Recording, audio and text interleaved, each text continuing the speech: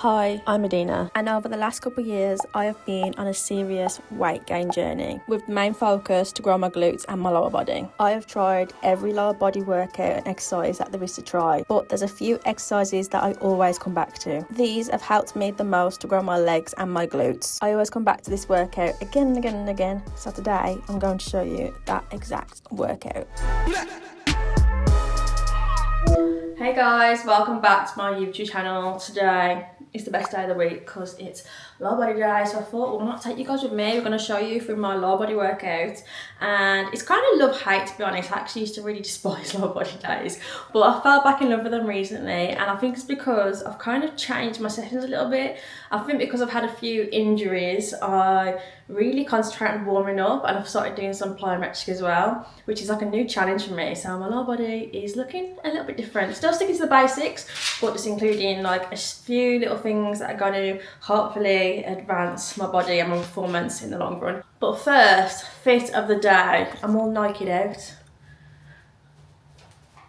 Nike leggings, Nike vest. I really like this vest actually for like, well, you can't see, but blue skies. Wait, let me focus the screen. Blue skies.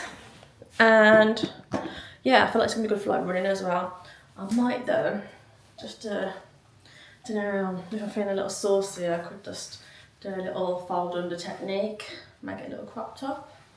What do we think?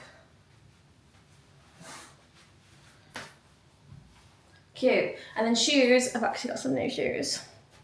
I'm quite a fan of a Nike Metcon for lifting weights. I like how flat they are and the support like around your ankle, and I got a new colourway which is so banging for spring. Don't tell me they're not gorgeous.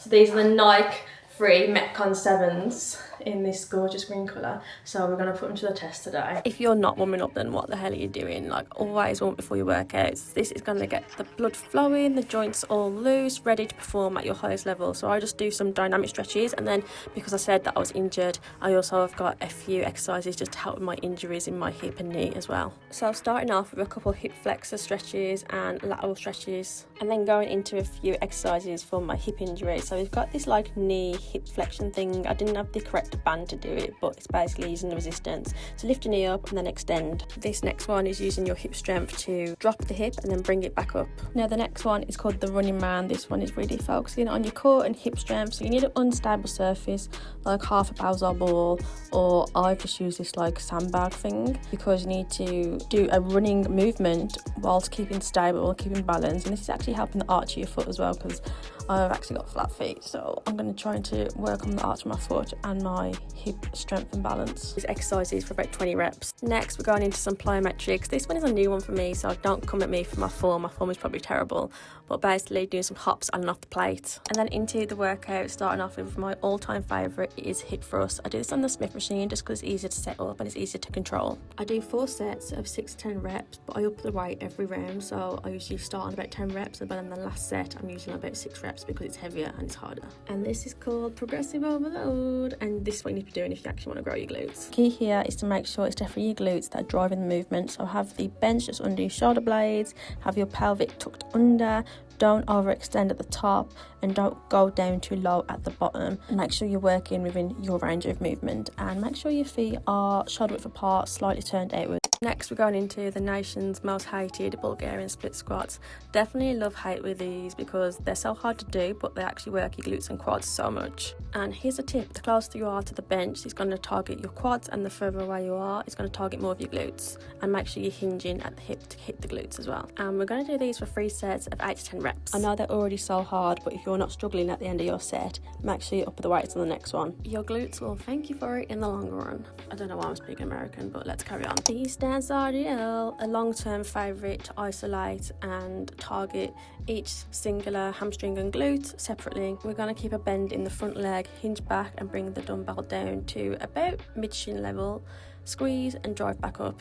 And we're going to do this for 3 sets of 8 to 10 reps, but to make it a little bit spicy, we're going to superset it with a core exercise. So this is a kneeling banded Pallof press, and I swear to God, you're going to feel this exercise in all of your core muscles. It looks easy on the camera, but honestly, you can feel it into your core. The key is to press and hold while keeping your whole body stable. And we're going to do this for 12 reps. Honestly, including a core exercise as a superset like this is such a hack because it makes you not forget about training your core and just switches up your workout, make it a little bit spicy. If you want to grow your quads, then you need to be doing single leg extensions. You can either do them as a pre-exhaust exercise at the start of your workout before your compound exercises, or you can do them now towards the end of the workout as an accessory exercise just to really burn out the quads. But just make sure you're giving everything that you've got and make sure you're progressively loading week on week. Because it's single legs, I usually do 2 sets of 12 to 15 reps, but because I haven't got any injury, I'm struggling on one side, so I'm just literally doing half reps on them just to make it work. And I also did 2 sets of dumbbell calf raises, but I didn't film them. I am a pain for skipping them sometimes. You should definitely include them if you do want strong and big calves.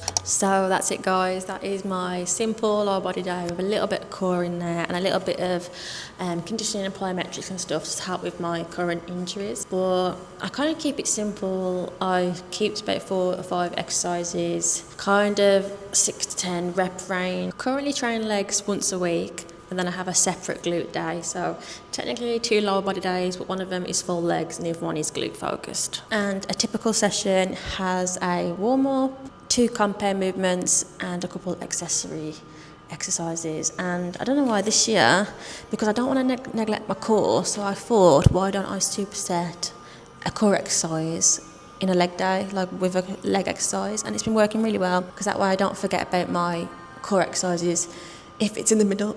If it's in the middle of my leg day. And not gonna lie, these Nike Metcons have served me well. I like how they're like a flat sole, so lots of stability for your workout for your big lifts. I can't wait for my knee to be fixed. My knee and a bit of my back as well has been hurting. It's really getting on my nerves. But I'm hoping if I carry on with my physio and warming up properly and strengthening my hips and stuff, hopefully I'll be better. But yeah, I think I'm going to close the vlog there, guys. That is a lower body workout for you. Try it on your next workout, but don't overtrain. You shouldn't really be doing more than 2 to 3 lower bodies a week, probably even 2, sometimes 1.